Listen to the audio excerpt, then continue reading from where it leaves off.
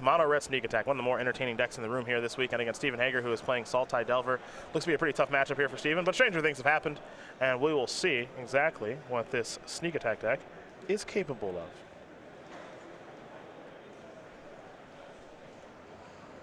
It's a Deathrite Shaman to start things off. Always a good start in this particular format, that's for sure. Another nice thing about Elsik's strategy here is that he doesn't put any lands in the graveyard, really. So the Deathrite it's got to be on your terms. It's a Chalice of the Void for 1, but that's going to be targeted by a Daze. Does he have a Simian Spirit Guide to pay for the Daze? The answer is no, so Chalice is taken care of. We're going to head back over to Stephen Hager now.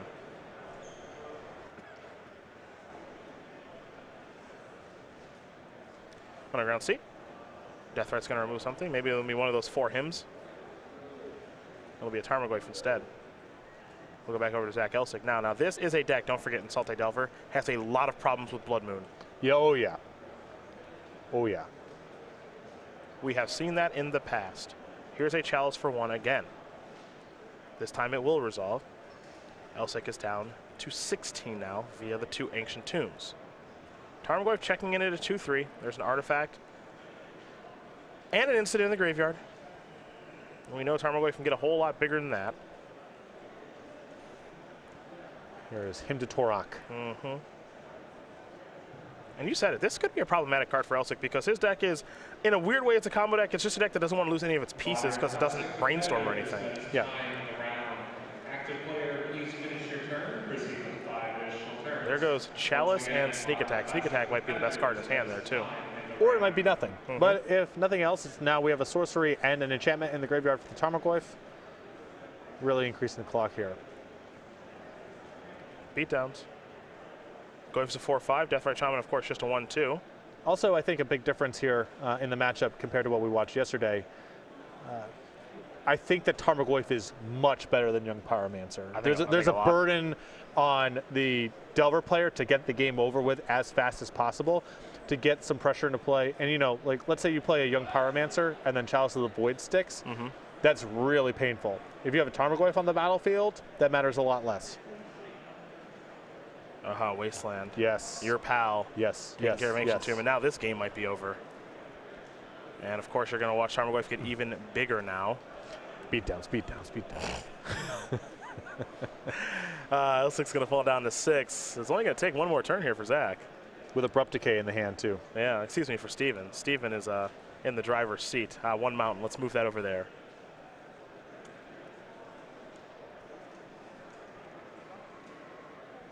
Looks like Steven's going to activate Deathrite Shaman, remove the Hymn to Torok, put Elsik down to 4, and only take 1 Tarmogoyf attack, as Tarmogoyf's going to slide down to a 4-5, sure, because there's no longer a sorcery in the graveyard, but 4 is more than enough, and we are all set. So Stephen Hager is going to very quickly win game number 1 here over Zach Elsik. Elsik able to get a Chalice of the Void on the battlefield, but that was not going to be enough. And Sultai Delver very quickly wins game number 1. Our other matches here, Logan Martin on Jeskai Control, Andrew Sullano on Burn, Matt Garner on Blue-Black Control, and Dylan Kirkpatrick on Mardu Vehicles in Standard. Those players are still working away. Sometimes Legacy is shorter than the others. So while those players do work away and Elsik and Hager prepare to sideboard, we are going to take a quick moment to hear a few messages from our sponsors.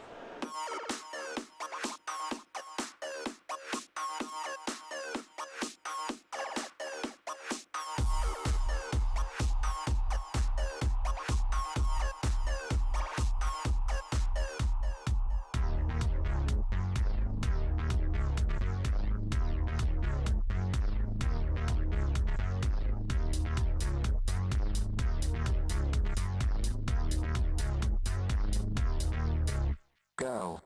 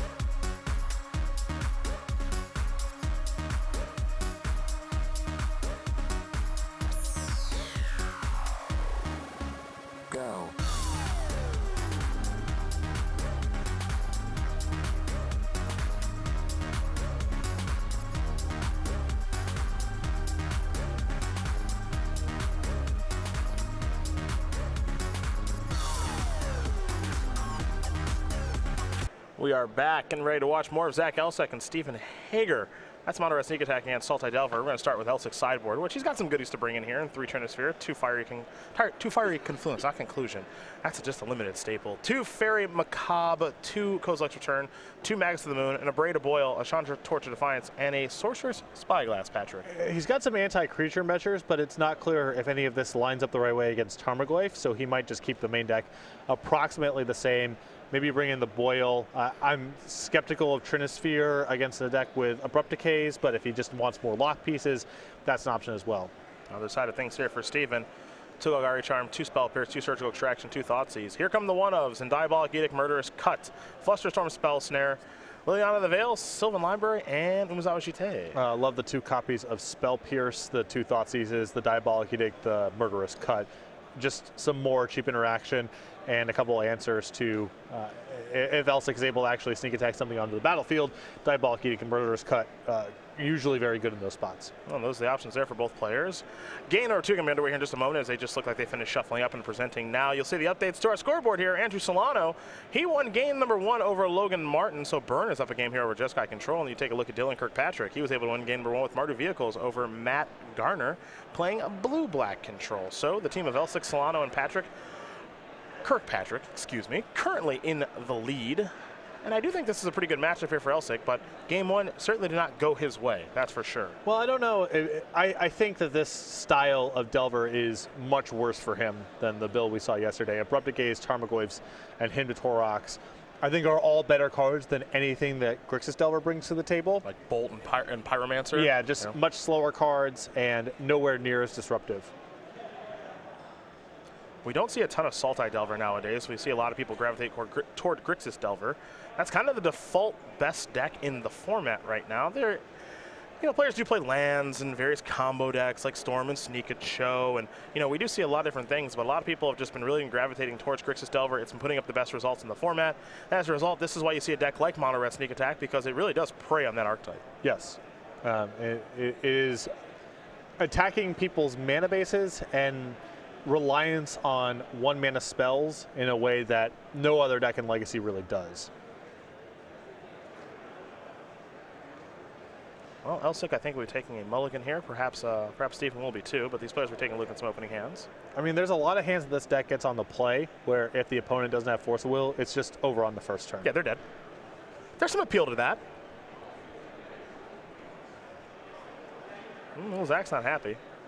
Looks like he's going to go down to 5. It looks like Steven was going to keep 6, and Steven's going to scry in a moment. Going to wait for Zach to finish things up, which means we can talk about the StarCityGames.com creature collection and our old pal String Theory, because it is the month of January, and we got some sleeves and stuff to sell to you. Right? Yep. Sleeves, player bundles, play mats. Go to StarCityGames.com/creature collection. Check it all out. We got all sorts of stuff there too. All kinds of things. A lot of goodies. I know our holiday sale that we had over the month of December and the beginning of January, we had some nice, deep discounts on some of the creature collection stuff. And now we've got a great line of products coming in 2018. String Theory, Two-Toed Spectacle, The Fast and the Curious, and a whole bunch more. Go to StarCityGames.com/creature collection. We'll be updating that every single month with new products and goodies. Apparently the Hippo is still a fan favorite, by the way. Of course. We worked hard for that Hippo, though. We really did. I was proud of the work on the Hippo. You should be. We should be. That was a team.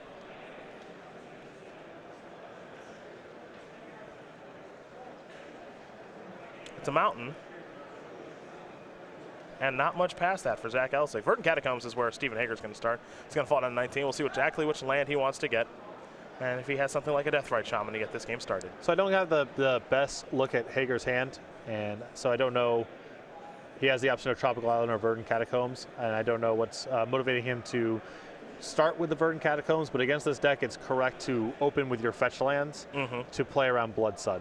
You do not want to have one of those stranded. It makes you wonder how many people know that at this point, and how many players have adjusted to that, because Blood Sun is a real card. Here's a Thoughtseize backbreaking on a mulligan. Well, that's a hand. You got a problem with this hand? Sneak Attack, Sorcerer, Spyglass, Simian Spirit Guide, Worldspine Worm. Hey, this is all part of it. This is all part of playing this deck. Yeah. Sorcerer's Spyglass going to go to the Zach bin. has nothing to complain about. And this hand's actually pretty good if he rips a 2-mana land. If he resolves Sneak Attack, then he's drawing very live. He'll just pass the turn back for now. That one goes on top of Steven's deck. There we go. Tropical Island, Tarmogoyf. There's your clock. And it's already a 3-4. Elsik will draw. And he'll simply pass the turn back. You see the Force of Will and now a Brainstorm here in Stephen Hager's hand, so Sneak Attack is covered right now. And Tarmogoyf plus Force of Will just might be enough to... Yeah, that might just be game. That might be good enough. Sometimes it's not any more complicated than that. You know, it can be pretty simple. Here's a Ponder.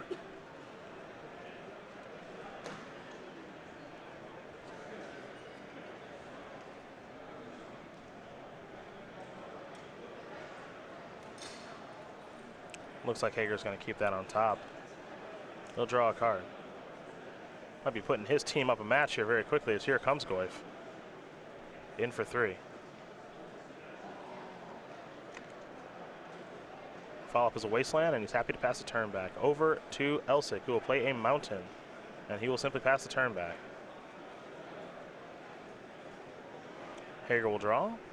Nick Miller coming in here to the booth with our metagame breakdown. A lot to look over here. 42 teams on day number 2 of competition. We're watching 2 of them right now, both of which still in top 8 competition. That's a Brainstorm. 3 cards coming, 2 will go back. Don't have a great look at them. But as long as Force of Will and a blue card stay in hand, I think Steven's probably going to be in pretty good shape. Yeah, it seems like with the resources that Elsik has afforded to him this game, you can probably build up to 1 big spell. 2 is unlikely. Mm-hmm. Especially Tarmogoyf clocking him. Yeah. And it just grew into a 4-5.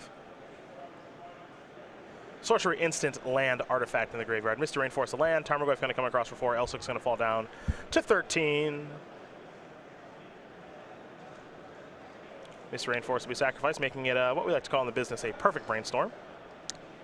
And I think a quick glance there at Hager's hand had Force of Will, blue card, and Spell Pierce. That makes it even more difficult to win. So I think Hager in firm control of this game. Mm-hmm.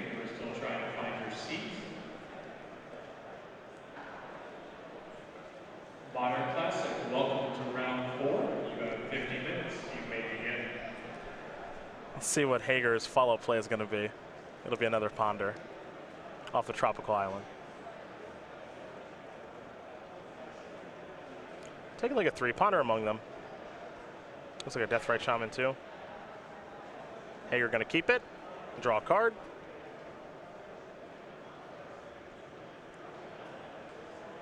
And play Deathrite, pass the turn back. Force of Will is the protection. Might be a Daze in hand too, but Stephen Hager is definitely in the driver's seat. Elsik needs to make a move here very soon. Does not have a lot of life or time to work with. But he's just going to pass the turn once again. Ponder the draw. Spell Pierce in hand, as you did mention, Patrick. Here comes Tarmogoyf in for 4.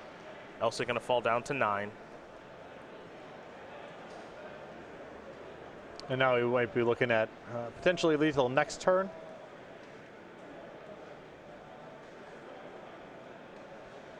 I think that if Hager was going to ponder here, I would have preferred to ponder before attacks. See if you can find something else, another card type to put in the graveyard. Especially since Elsik has all these oddball card types like enchantment and so forth. You might have been able to add a point there. Close the game 1 turn sooner potentially, although with a second Deathrite, it's probably okay. Yeah. This Deathrite activation going to bring Elsik down to 7. -4 is 3. 2 Deathrites, 0. Yeah. -1 technically. Yep. Well, let's just see me in Spirit Guides. That resolves, you win. Here's a Spell Pierce. Like the Spell Pierce here. Prefer that over Force of Will. Yeah. Now there's enchantment in the graveyard. Coming across for lethal next turn. Yep. A trivial task. Indeed. Tarmogoyf grows to a 5-6. Hager will draw, and we're going to get ready for our next match here. As Tarmogoyf's going to come across for 5, bring him down to 4. 2 Deathrites will make it 2, and then 0. So we'll have Stephen Hager, Logan Martin, and Matthew Garner up a match here as Sultai Delver dispatches of Mono Red Sneak Attack. No fireworks there, unfortunately, for Zach Elsik. So we're going to turn our attention, I think, over to the modern match now because we should have some time to jump over to Standard 2. That one probably takes a little bit longer. So burn via Jeskai control, and of course, if you're in the booth with me, gotta burn with me, right? Sure. Gotta have a little burn ready to rock and roll.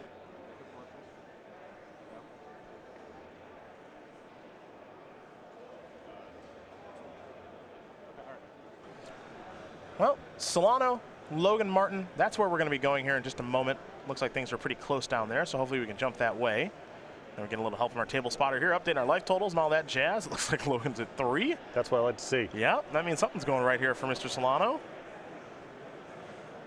Now, it looks like Logan Martin is adopting the Benjamin Nikolic school of thought with how to build his Jeskai deck. You can see our life totals here. It looks like 12-6.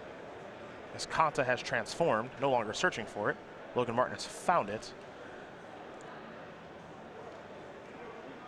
And now there is search for Escanta. So a little bit of this, a little bit of that, as we're going to go over to Sullano, who has a Lightning Helix and a Molten Rain. Oh, yeah. In hand. Molten Rain, huh? Boom! Cryptic Command says no thank you. Doesn't matter a ton, but I think with a second search for Escanta, I would have preferred for Sullano to go after the Colonnade. The Colonnade can shut out a lot of turns in this kind of matchup.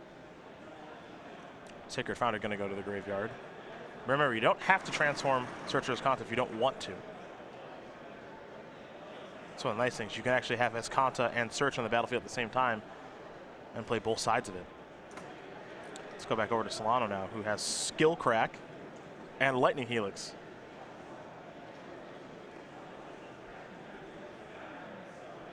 Dispel has been found. That might be too much. Maybe. It looked like Martin's hand was just a couple copies of Path before that. Was at risk of getting burned out. Hallowed Fountain's going to enter the a lot more battlefield challenging tapped. now. Yeah. Sullano's picked up another copy of Skullcrack. Here's another activation of Escanta. This one finds Cryptic Command. Now, if you did have the opportunity to read Benjamin Nikolic's primer about his Jeskai control deck that he won SCG Columbus with a couple weeks ago, as Lightning Bolt goes to the graveyard from Search, his trick with this deck is pretty simple. Don't try to kill your opponent.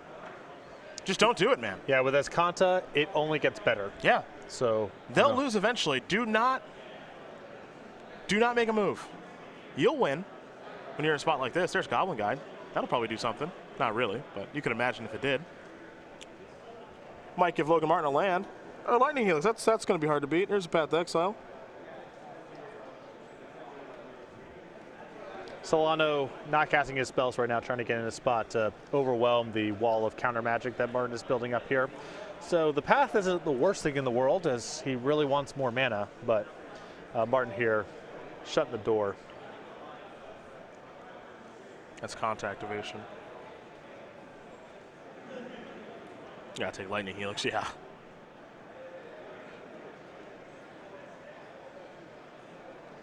And it looks like our standard match is going to be going to game number 3, so if we have some time to jump over there, we certainly will. Steam Fence is going to go to the graveyard. Honestly, I would not have mind Martin there, because I think he has another Path in hand. He can answer a follow-up creature. That might have been a really good spot to just resolve the Lightning Helix. If Sullano were to Skullcrack on the way back, he had the mana left over to Dispel. And if Martin's going to lose this game, it's just going to be because he's too tight on mana. He's got all the resources. I think he's a heavy favorite regardless, but I think you kind of want to spend your mana as efficiently as possible, trade your resources with Sullano's and get a little bit of life. I just think it's very hard for Sullano to beat that. Well, there's a Helix. There's a Dispel. Excuse me, a Spell Snare. And Sullano knows he's beat. So he'll pack it up, pack it in. We're going to begin in game number 3 here in just a moment between Andrew Sullano and Logan Martin. Same thing can be said for Dylan Kirkpatrick and Matt Garner. On one side, we got Burn. Other side, Jeskai control. Mardu Vehicles, Blue-Black control. So both players going to get ready to start game number 3. And we are going to have a quick message from our sponsors.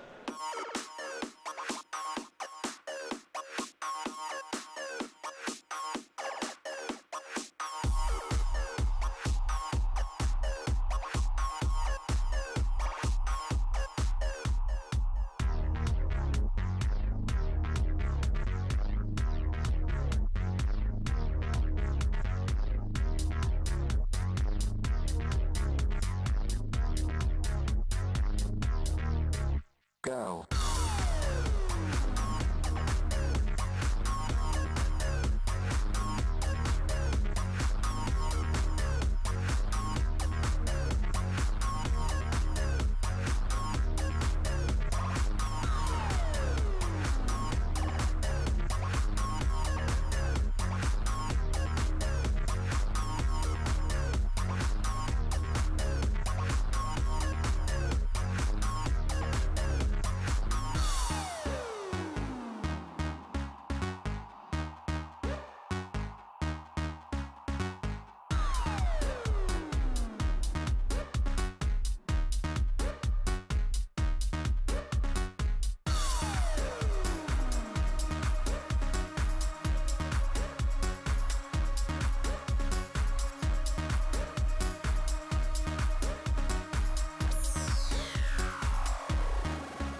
Go.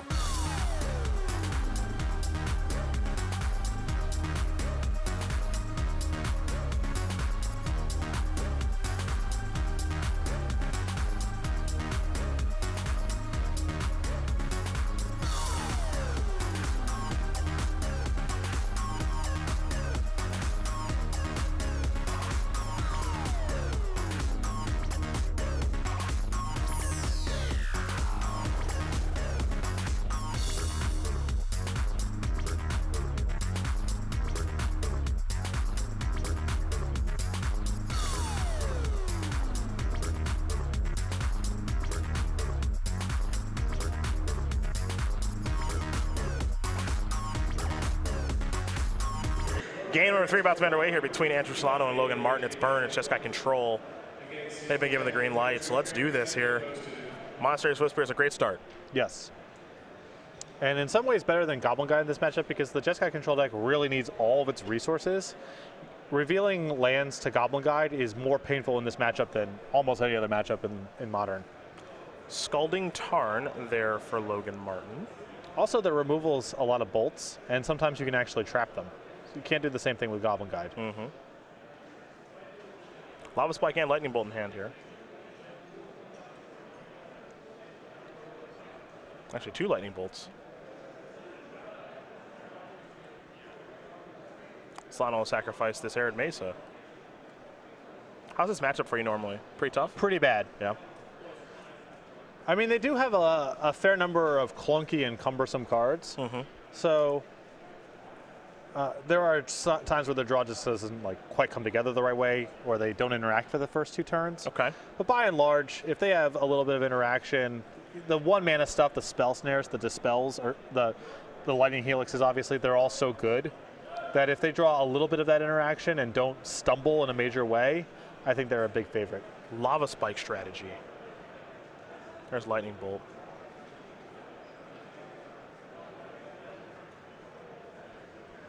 Looks like that's going to take care of old Swift Spear. This is where I wish this deck played 1 Mutagenic Growth. It's horrible. Mm-hmm. Just sometimes you just want to get them. It's true.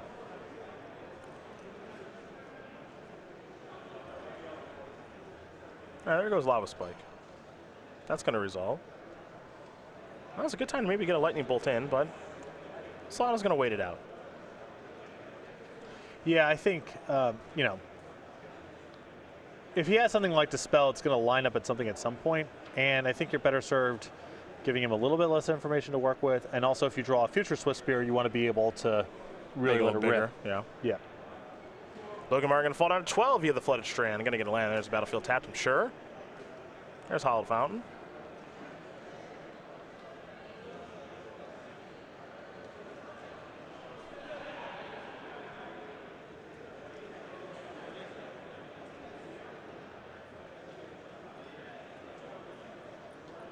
Back over to Logan will go. A Plains and a pass.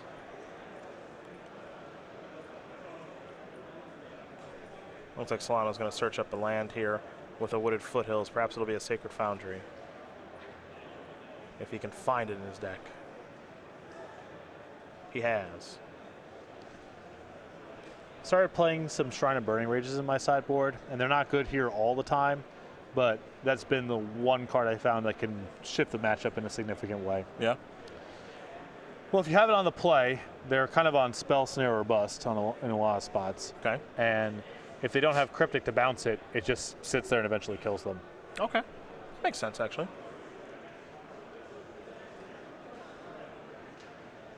A little teamwork, making the dream work here between Sullano and Kirkpatrick.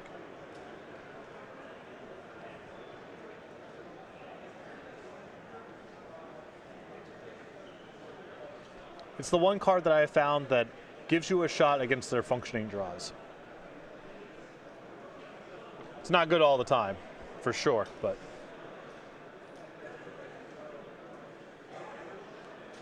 love the team dynamic of these tournaments. I really do. When teams work well together, it's actually beautiful to watch. Yep. And you see Dylan looks like he's asking for a little help in his matchup right now against Matt. Sullano trying to still stay a little focused on what he's got in front of him. Scalding turn the draw. He's got 3 bolts and 2 lands in hand. An opponent at 12, which is a virtual 3. That's not the reality of the situation, but it's one way that you can look at it. Sullano right now just really wishes he had something like a Skullcrack in hand. Who knows? So we're going to head back over to Logan Martin. There's an island. We'll just pass the turn back. So the turns are pretty straightforward and simple thus far for each player. What if Foothill's the draw? 2 copies of Lightning Helix here in Martin's hand, and only the 1 red source of mana. So he is happy to sit here and wait, doesn't want to run into potential Skullcrack. And if Sullano's not doing anything, Martin's position only gets better, so there's really no rush. Serum Visions here will draw Logan a card. Now scry 2.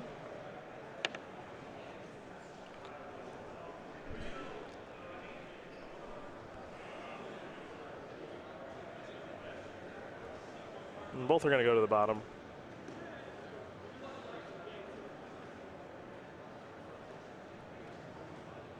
Lightning Helix the draw now for Sullano. He'll play a land. And I really like Sullano's pace right now. He's not trying to do anything.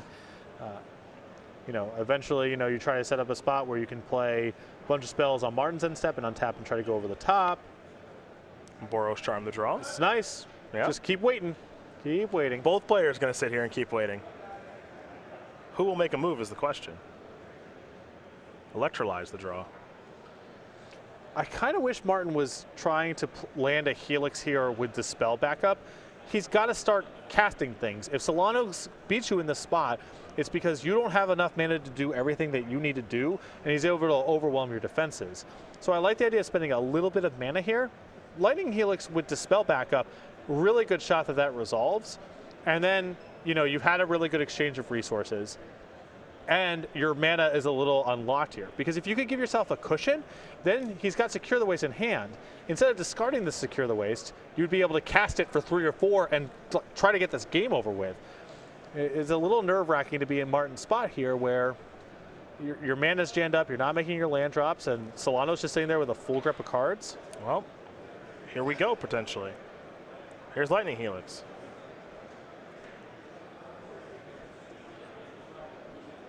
This allows them to do Helix, Helix, plus Helix, Helix, Dispel in the same turn. Yeah. That's what we're looking at here. Boros Charm looks like it's going to be the response.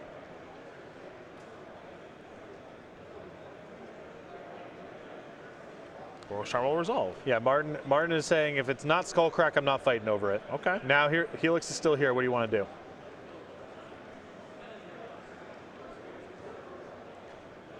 I have a Helix of my own.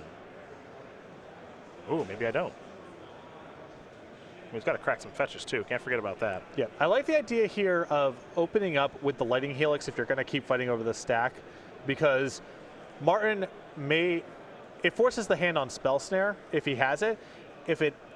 From there, if he doesn't Spell Snare, then you have bolts against the potential Spell Snare in hand. It's unlikely to go down that way because he probably would have just snared the Boros Charm. But if you want to keep fighting, that's the way I would have done it. Sullano is showing a lot of discipline here. I like his approach because if you think Martin, you know, let's say Martin really respects Skullcrack here, you open up with the Boros Charm. If he has the 1 counter and he's really respecting Skullcrack, he probably won't fight.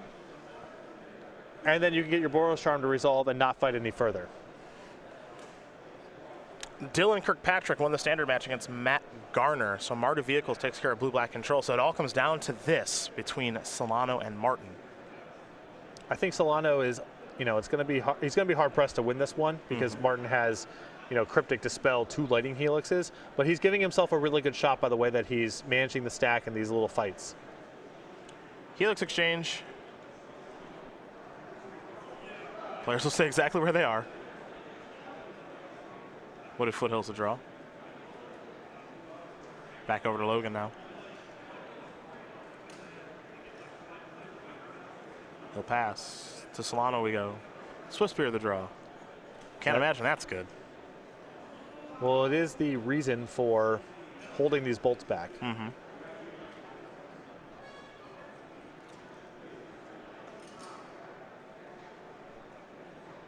Maybe time for Electrolyze. Yeah, I think Solano's saying go again, which I really like. Against 7 cards, your Swift Spear is unlikely to do anything. You just got to wait and build up. You need a hand of, basically from here, you need a hand of 7 live cards. That's your shot for actually stealing this. Path to Exile looks like it was the draw. Sullano will take a draw. Skullcrack. How many fetchable lands does he have? Got to figure that out. Most of these builds play 6.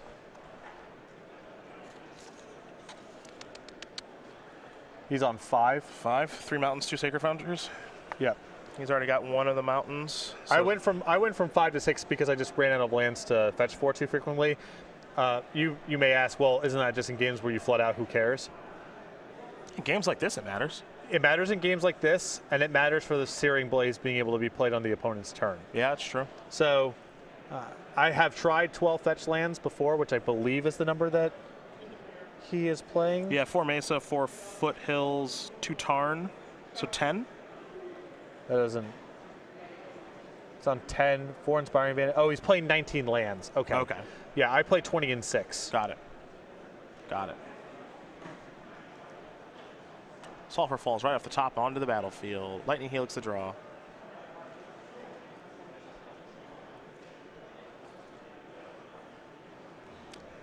Well, Sullano with a lot of cards in hand. Here's Snapcaster Mage. It's like it's going to be Lightning Helix. Yep. How much more of this can Andrew Sullano take? -1. Yeah. That's the answer. It was, the last one was too much. There's the spell. Is this an attempt at Skullcrack, maybe? Yep. But you can see in Logan Martin's hand, he's got a big old Logic Knot for that. This is a real tough matchup for Burn. I like the way that Solano's approached it. I think he's given himself a good shot in this game, given what the circumstances were. But this amount of Dispel plus Lightning Helix stuff this is the nightmare. I mean, this is the setup that's really hard to beat.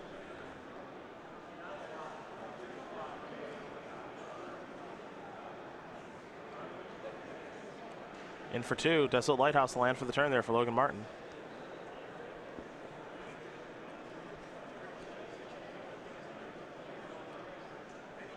Or a Swift Spear. And just path that. It's basically a counter spell. Yeah, I don't think there's any way for Sullano to overcome this. Just too much. Yeah, it's just too much. He'll search up a mountain.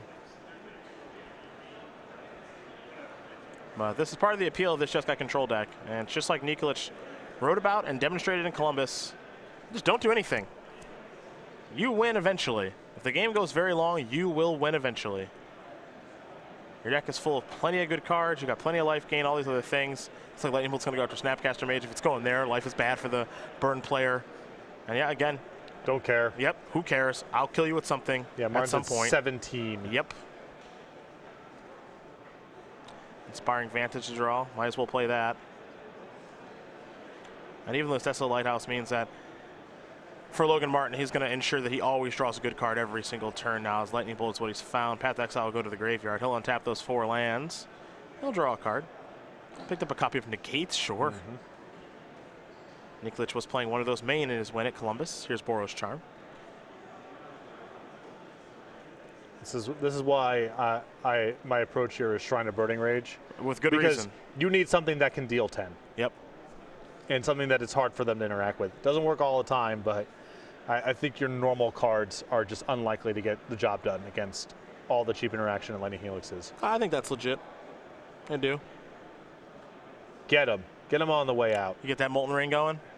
I mean, we're here. Why not? I agree with you. Get that Lighthouse. Yep. It's about the small victories. Float a little mana. It's a big old rev time. Whoa. Like, what's that? Oh, I'm sorry. Yeah. I'm sorry. I got the Lightolas flip there. I thought Martin was falling to 3 and just revving. Sure, I was like, whoa. sure. Never mind. You had a moment. Whoa. Yeah. That'll be revving for 3. The bold. Yeah. There's a Glacial Fortress. Electrolyze you. Bzz. Bolt you. Bzz. We're all set. Logan Martin going to win this game and match for his team. It's Just Got Control going to dispatch Burn pretty easily there. Stephen Hager, Logan Martin, and Matt Garner are going to win this match. Saltide Delver, Just Got Control, and Blue Black Control. They're going to move on. Still in top 8 contention for your general on the right for Zach Elsik, Andrew Sullano, and Dylan Kirkpatrick. They'll still play